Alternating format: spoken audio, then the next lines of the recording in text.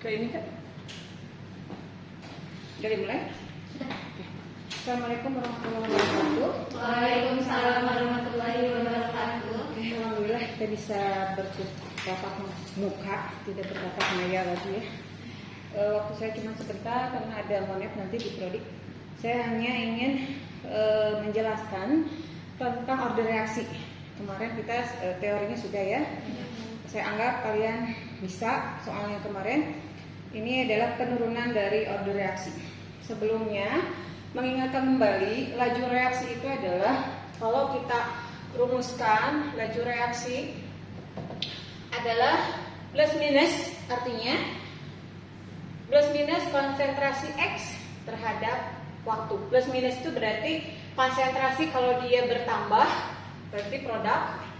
Kalau dalam reaksi ini berarti berkurangnya konsentrasi A terhadap perubahan waktu, terhadap waktunya, satuan waktu, berarti yang B berkurangnya konsentrasi B terhadap waktu dan bertambahnya konsentrasi C terhadap waktu, gitu ya. Sehingga disimbolkan atau dirumuskan seperti ini. Plus minus. Plus minus itu bukan dia bernilai negatif, tapi negatif di situ adalah berkurang, yang positifnya berarti bertambah, ya. Nah, dari hukum laju reaksi ini, kemudian ada order reaksi. Order reaksi itu pangkatnya, ya. Dimana laju reaksi itu hukumnya atau persamaannya V atau laju reaksi sama dengan K dikali konsentrasi X pangkat N. Nah, N ini yang kita sebut sebagai order reaksinya. Nah, order reaksi N itu ada order 0, ya, order 1, order 2 dan order 3. Tapi di sini kita hanya bahas sampai sini saja untuk S1. S2 sampai order 3 ya.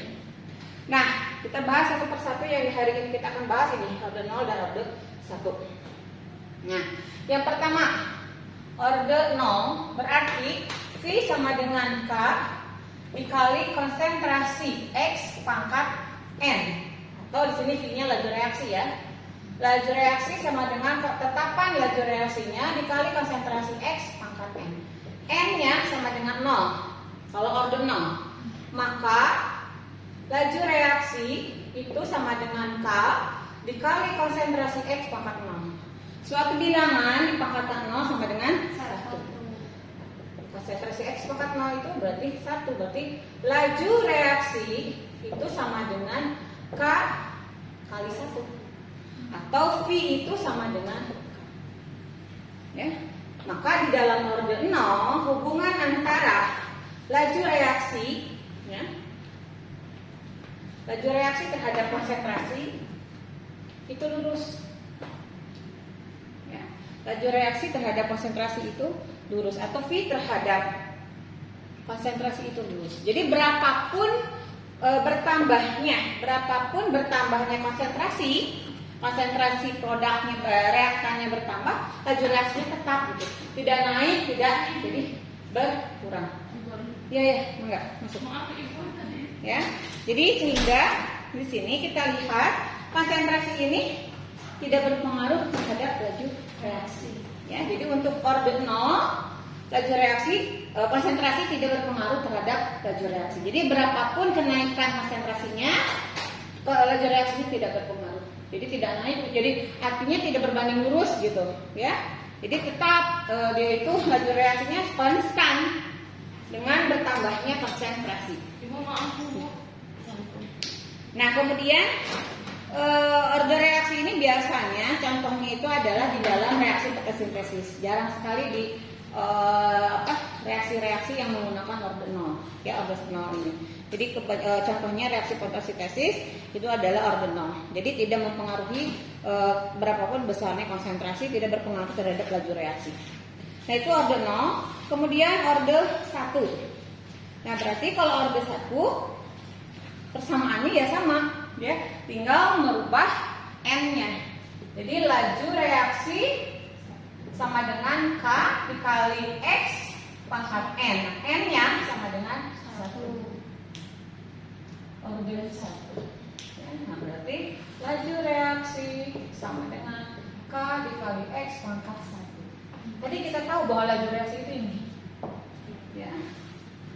Perubahan konsentrasi terhadap perubahan waktu sama dengan K dikali konsentrasi pangkat 1. Nah, ingat di sini kalau ada satu reaksi seperti apa? Berarti A menjadi produk. Berarti berkurang kan di sini ya? Berkurang, berarti di sini ada tanda minus. Ya. Jadi berkurangnya konsentrasi A terhadap waktu sama dengan K dikali konsentrasi A pangkat 1. Ya. Kalau berdasarkan ini. Nah, sekarang kan tidak harus selalu A ya. Bisa B, bisa C, ya maka kita simbolkan dengan X.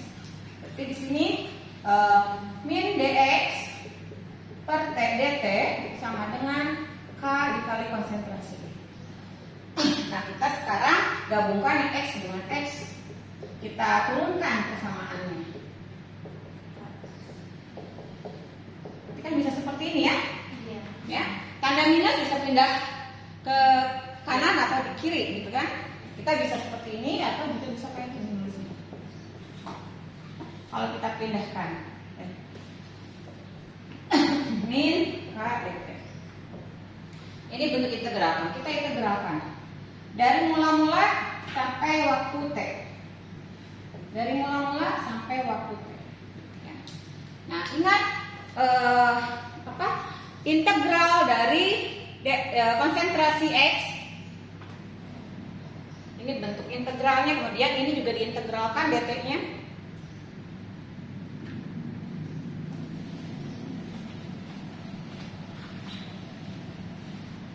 Bentuk integralnya akan menjadi seperti apa? Berarti di sini akan menjadi ln. Kalau kita pakai yang ini, ln konsentrasi X pada waktu T per konsentrasi X pada waktu T0 sama dengan min K kali T. Ya, itu bentuk integralnya. Ya. Nah, sehingga di sini bentuk pembagian dalam ln itu akan menjadi bentuk sama dengan bentuk pengurangan. Kalau bentuk perkalian dalam bentuk ln akan menjadi bentuk penjumlahan. Itu matematika ya, udah aturan matematika. Maka ini kalau kita turunkan maka menjadi ln konsentrasi X pada waktu T dikurangi ln konsentrasi X pada waktu 0 mula-mula ya sama dengan min K kali T. Atau ini ln konsentrasi X pada waktu T sama dengan min K kali T plus ln konsentrasi X pada waktu. Sama kan? Ya, ini pindah ruas ke kanan, tanda negatif akan menjadi positif. Ini bentuk apa? Ini yang kita lihat di sini. Ya. Ini kalau kita lihat, ingat ada persamaan garis lurus ya dalam matematika, dalam persamaan matematika ada persamaan garis lurus yang dinyatakan seperti ini. Ini X, ini Y, ini Y-nya, ini X-nya. Ada dari X-nya atau slope-nya, intercept-nya. Ini intercept ya, intercept-nya ini sama dengan 0 karena diambil dari titik 0. Ada yang bentuk seperti ini kan? Ya, persamaan garis lurus itu. Ada yang bentuknya gini, bukan dari titik 0. Berarti di sini ini adalah intercept. Interceptnya lebih dari 0. Kalau ini interceptnya sama dengan 0. Nah, intercept ada yang dinyatakan dengan B, ada yang dinyatakan dengan A simbolnya ya. Nah, berarti kalau kita nyatakan dengan B, berarti B-nya atau sama dengan intercept ini sama dengan 0, sedangkan yang ini B-nya lebih dari 0. Kemudian di dalam grafik garis lurus, grafik itu dia bisa miringnya beda-beda kan? Ya. Ini bisa condong ke kanan atau bisa lebih dari 90 derajat atau kurang dari 90 derajat gitu kan ya, atau sama dengan 90 derajat. Nah, itu apa? Itu adalah yang disebut dengan kemiringan. Nah, besarnya kemiringan ini dinyatakan dengan slope atau istilahnya gradien bisa ya. Nah, kemiringan ini sama dengan slope atau gradien. Nah, di dalam persamaan garis lurus bisa dinyatakan dengan A. Ada A, ada B, itu biasa tertukar. Ya, tapi kita harus konsisten. Kalau kita mau menyatakan slope itu dengan A, berarti harus konsisten slope itu A, gitu. Karena di dalam alat hitung, baik itu di dalam laptop ataupun di dalam kalkulator, itu beda-beda. Tiap tipe atau tiap merek gitu ya, itu berbeda. Ada yang dinyatakan dengan A sebagai slope, ada B gitu. Sehingga kalian harus hafal, harus mengenal kalkulatornya ya. Harus mengenal kalkulatornya, juga harus mengenal laptopnya. Di dalam kalkulator saya itu slope itu apa simbolnya? Intercept itu apa simbolnya? Jadi jangan sampai tertukar ya. Karena kalau tertukar itu akan berbahaya. Kenapa sih perlunya? Ini selalu digunakan dalam kita mengolah data eksperimen, hasil percobaan. Pada saat Anda misalkan praktikum, ada data yang harus diolah, kemudian menghasilkan suatu persamaan garis lurus, berarti harus ada kemiringan dan slope-nya. Gitu. Sehingga itu kan ada kalau datanya banyak kan itu harus dihitung bisa secara manual kan sebetulnya ya, perhitungan slope dan intercept itu ada rumusannya, di dalam statistik ada rumusannya. Tapi di dalam kalkulator rumusnya sudah ada, kita tinggal masukkan datanya saja, nanti muncul A-nya berapa, B-nya berapa. Nah di situ jangan sampai tertukar, A itu untuk apa, slope itu untuk apa. Ibaratnya kalau kita menulis angka di dalam Excel, di tiap laptop mungkin berbeda menggunakan komanya. Ya, ada 0,5 pakai koma, ada 0,5 teh komanya pakai titik. Nah, itu samanya seperti itu. Makanya kalau kita salah, si laptop nggak mau menerima, oh salah kan, nggak langsung hasil berapa. Nah, makanya sama di kalkulator juga begitu. Nah, kembali lagi ke sini. Ini adalah persamaan garis lurus. Buat apa? Kita langsung ke sini. Ini itu sama dengan persamaan garis lurusnya. Ini Y-nya. Ini sebagai A-nya, ini sebagai X-nya, dan ini sebagai slope-nya. Sama kan? Gitu. Ya. Jadi kita itu harus teliti di dalam di dalam data yang banyak. Jadi bagaimana ya mengolahnya gitu.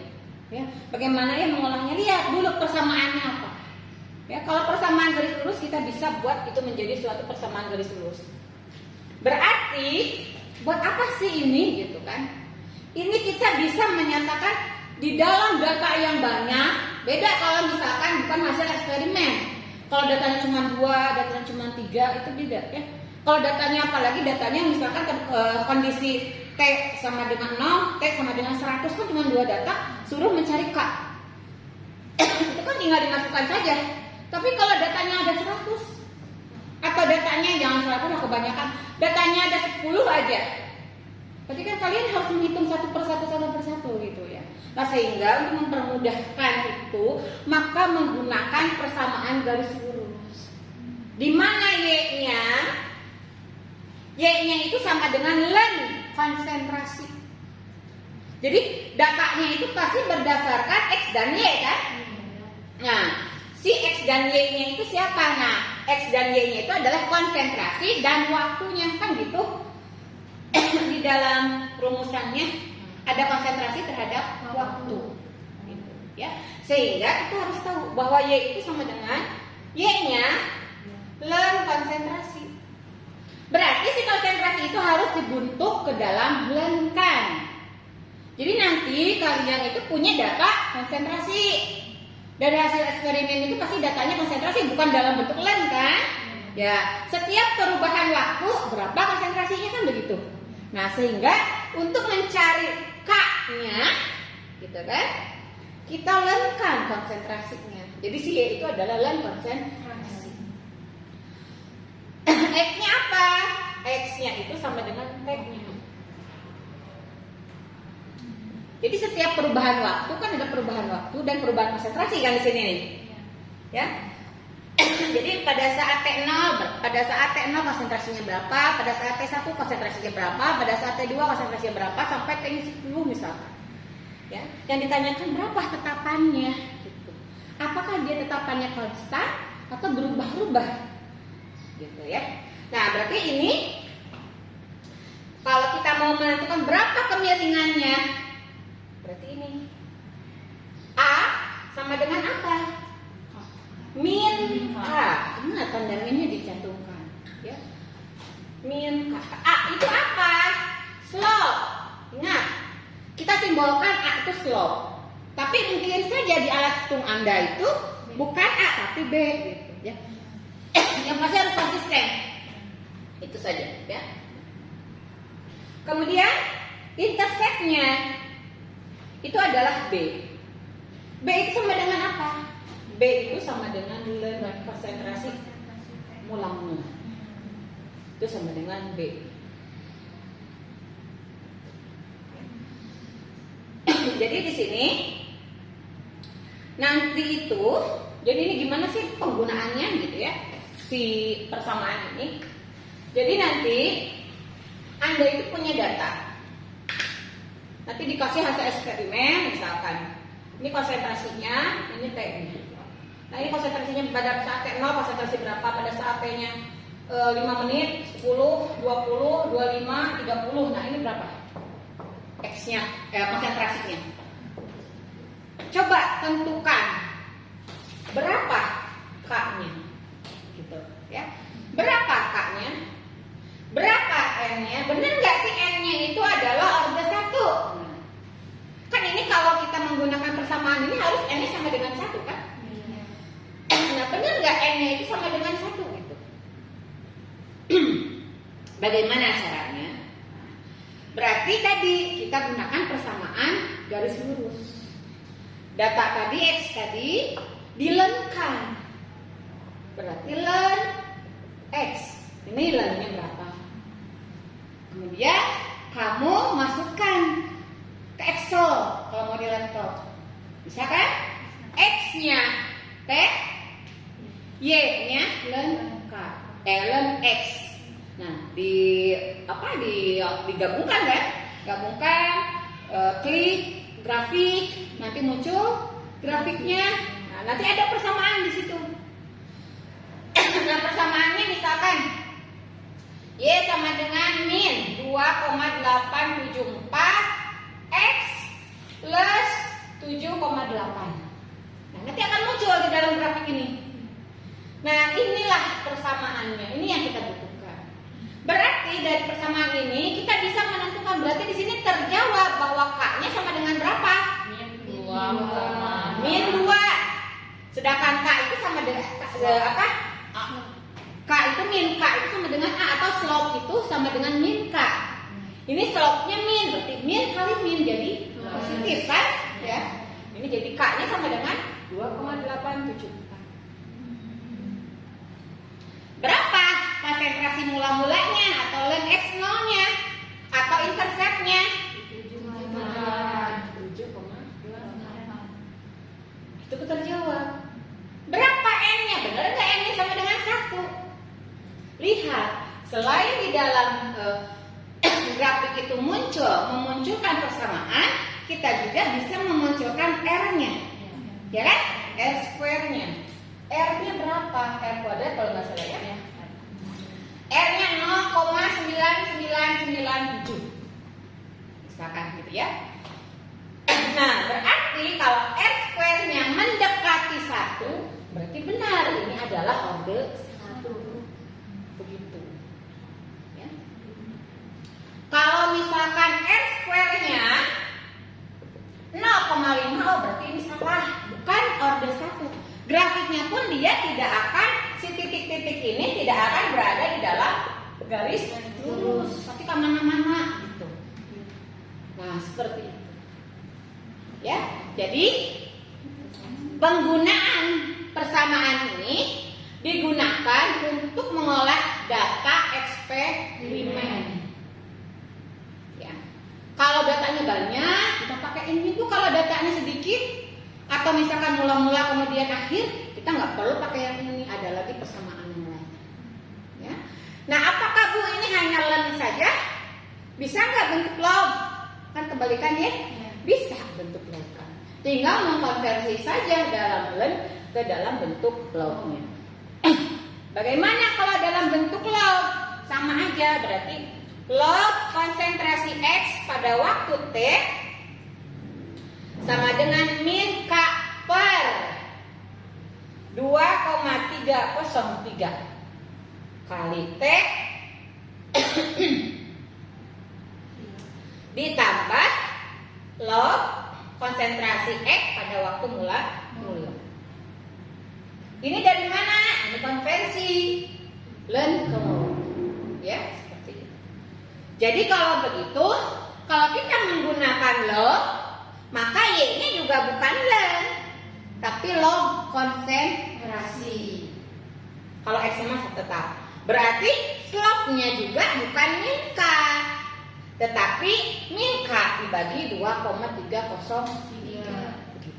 Jangan sampai salah, ya. Bu, mau yang mana tuh yang dipakai terserah, enggak? Kalian mau pakai yang len atau mau pakai yang log, boleh. Asal jangan keliru ininya.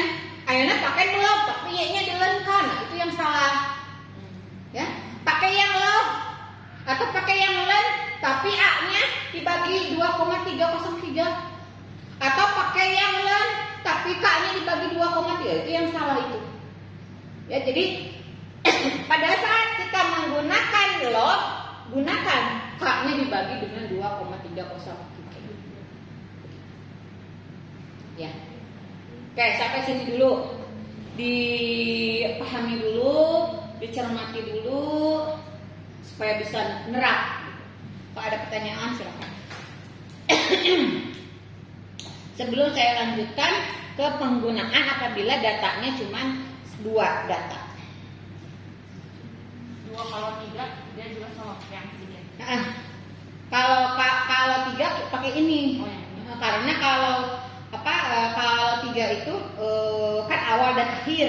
Nah, yang tengah-tengahnya nggak ada. Kalau 2 pakai cara yang lain. Kalau yang 2 cara yang lain, kalau lebih dari 2 kita pakai data. Kan kondisi awal dan kondisi akhirnya.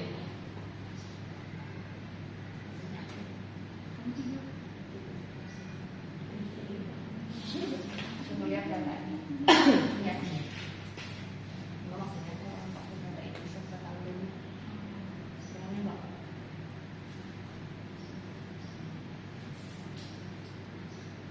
Ibu, Ya.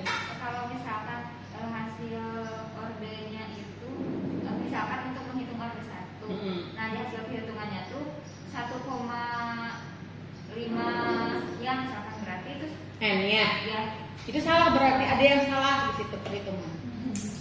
Ya, Anda memasukkan pasti ada yang salah. Ya. Jadi R2-nya itu harus lurus. Kan kita menggunakan persamaan garis lurus. Berarti R2-nya maksimal sama dengan 1. Nggak boleh lebih, nggak boleh kurang. Kalau kurang pun sedikit, 0,995 atau 0,95 itu masih dianggap mendekati 1. Tapi kalau misalkan udah 0,8 pun itu grafik pasti ada beberapa data yang tidak masuk ke dalam garis tersebut. Itu pencilan, data pencilan. Nah, biasanya kalau di dalam eksperimen, ya, kalau misalkan kita kan setiap eksperimen itu kita kalau hasil riset itu tidak selalu data itu sempurna.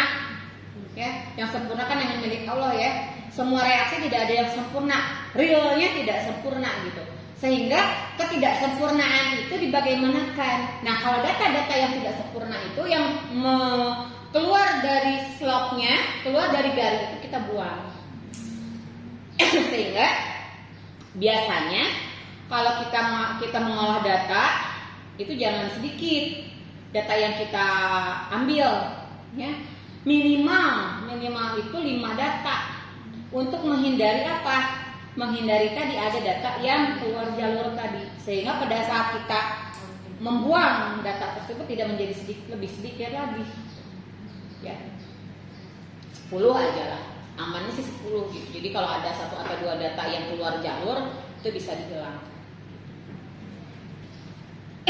Ini adalah hukum laju dalam bentuk diferensialnya, ya, dalam bentuk diferensialnya. Nah, kemudian ada lagi dalam bentuk integralnya. Nah, ini kalau misalkan datanya tadi dikatakan lebih cuma hanya 2 gitu ya. Kita tidak menggunakan menghitung nilai K tidak berdasarkan grafik gitu lah. Ya, menghitung nilai K tidak berdasarkan grafik. Jadi ini kita menggunakan len atau menggunakan log, kita menghitungnya berdasar metode yang kita gunakan mencari K berdasarkan grafik. Nah, kalau tidak menggunakan grafik, kita bisa menggunakan persamaan yang lain.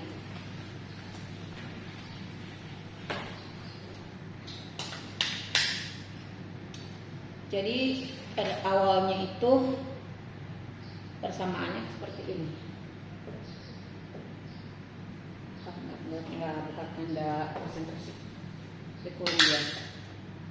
A min X per dt sama dengan K dikali A min X.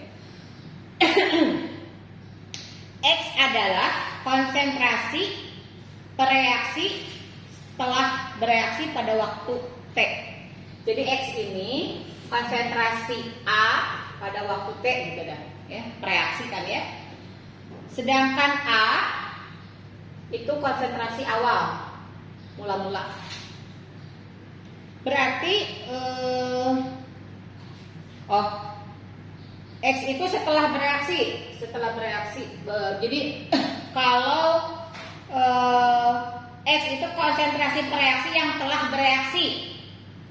Ya, yang telah bereaksi, bukan pada waktu T. Berarti yang telah bereaksi, sedangkan A min X itu pada waktu T. Konsentrasi A pada waktu T. Ini mah setelah bereaksi. Ya. Berarti kan ini konsentrasi pada waktu T ya. Ini konsentrasi pada waktu T kayak gitu. Ya, seperti itu. Kita ambil yang ininya aja. Nah, berarti kalau kita turunkan persamaannya A min X per A min X sama dengan K dt. Gitu kan ya, bentuknya seperti itu. Nah, ini kalau kita turunkan bentuk persamaannya akan menjadi ln A min X sama dengan K dikali T plus tetapan.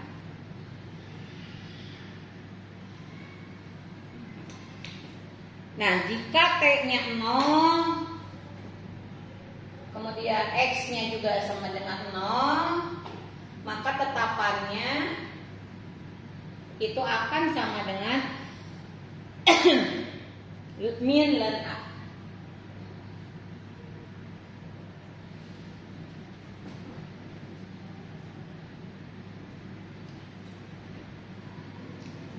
Kalau kita masukkan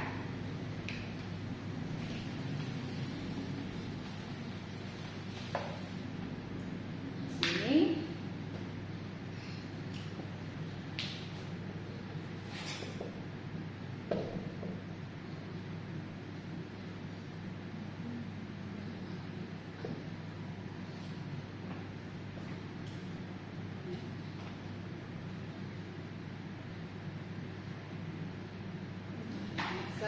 min sama min ya, jadi kita hilangkan minnya menjadi KT jadi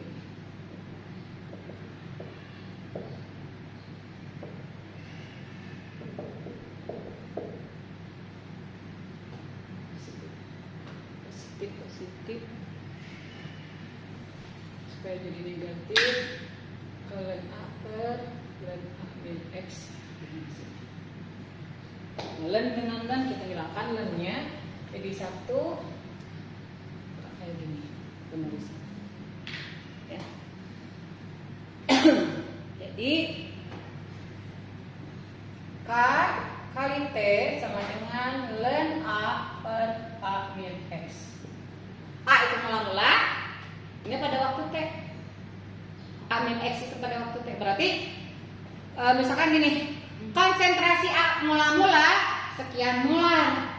konsentrasi setelah bereaksinya sekian molar. Berarti kan ketahuan mula-mulanya berarti ini setelah waktunya segini. Pada setelah 2 jam kemudian misalkan pada waktu mula-mula konsentrasinya itu 0,5 T0 misalkan mula-mula kan ya. Pada setelah 2 jam atau setelah 10 menit misalkan konsentrasinya menjadi 1,5. Nah, berarti kan ini A-nya gitu kan? Iya. Ya konsentrasi A-nya ini berarti ini adalah A min X-nya gitu. Ya, A min X-nya ini. Itu teh amin X-nya teh dimasukinnya konsentrasinya aja. Iya, konsentrasinya aja ininya kan ini kan konsentrasi. Kan konsentrasinya. Jadi kalau misalkan berapa K-nya kan pertanyaannya gitu. Iya. Berapa K-nya? Nah, kita masukkan ke sini. Berarti kan K sama dengan ln A per A min X dibagi dengan T gitu kan? Nah, A-nya berapa? A-nya 0,5. A min X-nya 1,5. T-nya 10 menit gitu. Nah, itu penggunaan apabila ada dua data.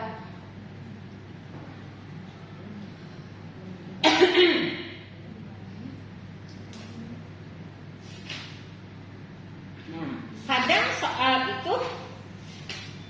itu kan mudahnya mungkin karena SMA juga bisa. Nah, kalau anak kuliahan modelnya nggak kayak gitu soalnya.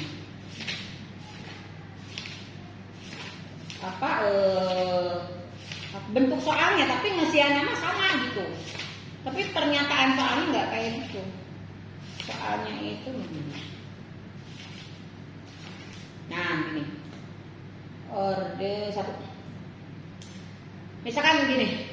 Suatu reaksi orde 1 berlangsung 40%. Coba Anda tulis dulu ya. Suatu reaksi orde 1 berlangsung 40% setelah 20 menit. Suatu reaksi orde 1 berlangsung 40% setelah 20 menit. Hitunglah tetapan lajunya. Nah, bentuknya kayak gitu untuk data mula-mula berapa pada itu enggak kayak gitu ya bentuk pengolahannya. Tapi rumus nama ya tetap kayak gini gitu. Ya. Artinya gimana? Berarti mula-mulanya berapa? 1 kan? 100 ya. Kan belum bereaksi kan? Ya kan? Betul nggak? Berarti mula-mulanya itu kan dia 100. Kemudian dia bereaksi lah 40% yang bereaksinya. Berarti A min X-nya berapa? 60. Nah, 60 berarti 0,6. Jangan sampai salah. Bukan 40. 40 itu kan setelah 20 menit. Nah, kan setelah bereaksi ini kan X. A min X itu pada waktu Setelah bereaksi.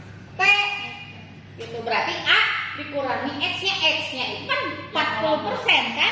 Berarti 1 dikurangi 40% itu adalah A min X-nya gitu. Ya. Bukan 40. A min X bukan 40, tapi 40 itu adalah X. A min X-nya 1 dikurangi 40% atau 100 dikurangi 40 gitu ya. Jadi nah ya. Jadi jawabannya yang tadi kalau soal yang tadi ya. Berarti K sama dengan ln 1 dibagi 1 dikurangi 0,4 dibagi T-nya berapa? 20 menit. Biasanya kalau satuan waktunya dalam detik. Ya, Anda bisa menit, bisa detik, tapi harus konsisten K-nya. Kalau misalkan menit, ini kan 20 menit ya. Berarti dibagi 20 menit. Nah, sebarahan itu. Berarti satuannya itu adalah per menit nantinya. Atau menit min 1. Kan per menit sama dengan menit min 1. Nah, ini berapa? Bagi dulu 1 dibagi 0,6 berapa, dilenkan, baru dibagi 20. Gitu. Ya. Nah, ini perhitungan untuk tadi hanya ada kondisi awal, kondisi akhir gitu. Ya. Tapi kalau eksperimen misalkan itu tadi kita bisa menggunakan metode garis lurus.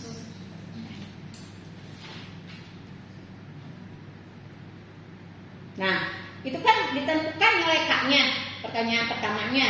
Pertanyaan berikutnya, setelah berapa menit nih? Setelah berapa menit si reaksi berlangsung 80%? Berarti yang ditanyakan apa? T-nya. Nah, sekarang kebalikannya, T-nya yang ditanyakan. Ini yang ditanyakan, K-nya yang mana? K-nya kita pakai yang ini, karena K itu akan tetap nilainya. Gitu. Ya. Berarti dibalikkan ke sini. Dibalikkan sekarang. Berarti T sama dengan, tapi di sini 80% kan? Nah, berarti ln 1/1 min 0,8 dibagi K-nya dari sini. Berapa? Itu waktu. Oke. Silakan, Anda itu mah hitung matematika. Ya, urusan dengan matematika.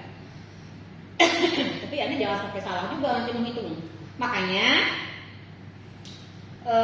kalau biasanya di setiap mata kuliah saya itu harus punya kalkulator saintifik, ya, karena digunakan untuk ini, hitung-hitung gini, gitu. Ya. Sebetulnya kan sekarang di HP juga sudah ada ya, tapi terkadang dibatasi juga HP untuk bentuk insertnya, inverse-nya. Kadang mulanya malah atau lognya yang ada gitu ya, atau yang lainnya, atau eksponen kan ada di eksponen kan juga gitu. Nah gitu ya, jadi ini orde 1 yang sederhana, karena kalau orde 1 itu pasti hanya satu reaktan menjadi produk gitu ya, nggak ada reaksi kayak gini kalau orde 1 mah A plus B menjadi produk, nggak. Kalau orde 1 enggak. Ya. Karena orde 1 itu ya hanya untuk satu komponen saja, satu reaktan saja dia. Tidak menjadi begini ya. Artinya hukum lajunya kan begini. V sama dengan K, konsentrasi A dikali konsentrasi B. Jadi kan kalau reaksinya kayak gini ya. Nah, kalau orde 1 itu kan kalau orde reaksi itu kan N ya. Kalau orde 1 berarti N-nya sama dengan 1 kan? Nah, ini nggak mungkin M-nya sama dengan 0. Berarti kan nggak ada, berarti nggak ada di sini dia, gitu. Ya, begitu. Sehingga orde 1 itu pasti bentuk reaksinya satu reaktan menjadi produk. Gitu. Jadi hanya satu reaktan menjadi produk. Kalau yang begini apa? Kita lihat di sini. Kalau yang ini bentuk reaksi dua reaktan, berarti dia akan menjadi hukum lajunya A-nya 1, B-nya 1 kan? Karena totalnya menjadi orde 2. Ini jadi N-nya sama dengan 2 orde 2. Atau bisa juga bentuknya 2A menjadi produk. Berarti AN-nya ini 2. Atau B-nya ya 2. Sehingga dalam orde 2 itu banyak komponennya. Bentuk reaksinya seperti apa? Tidak sesederhana reaksi orde 1. Orde 1 mah cukup begini, beres gitu. Tidak dipengaruhi yang lain. Tapi orde 2 mah kemungkinan reaksinya itu banyak gitu.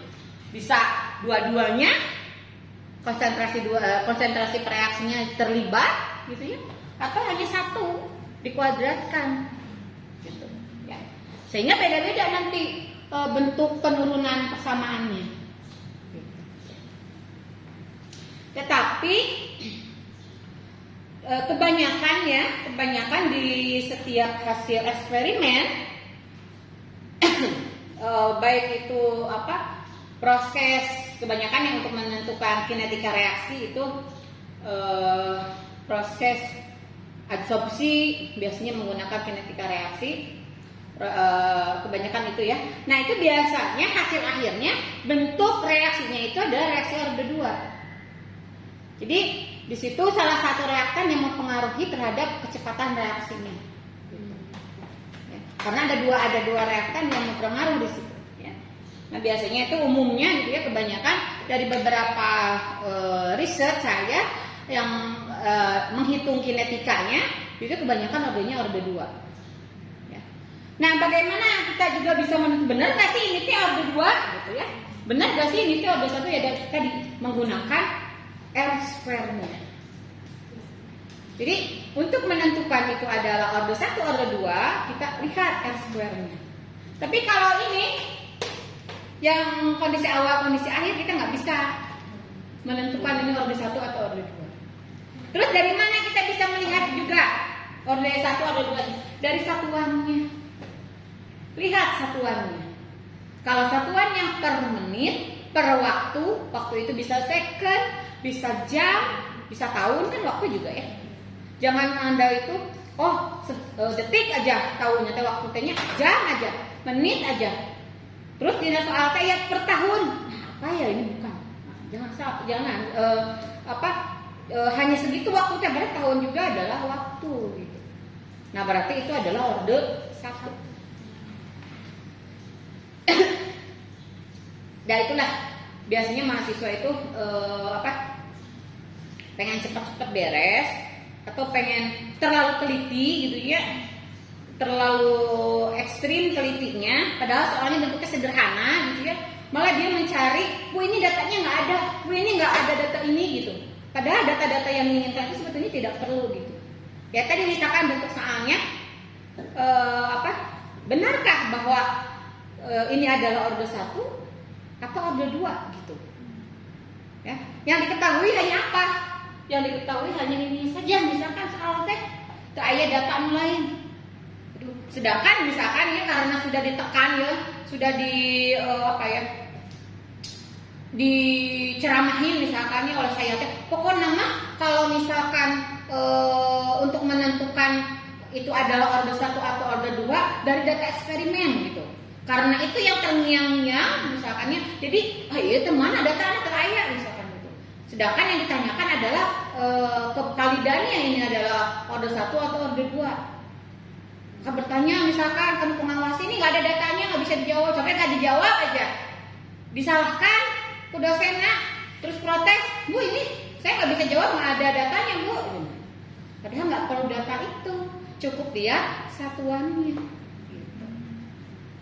Itu kan biasanya dosen suka mengecek gitu, melihat ketelitian Anda sejauh mana gitu. Pemahaman Anda sejauh mana.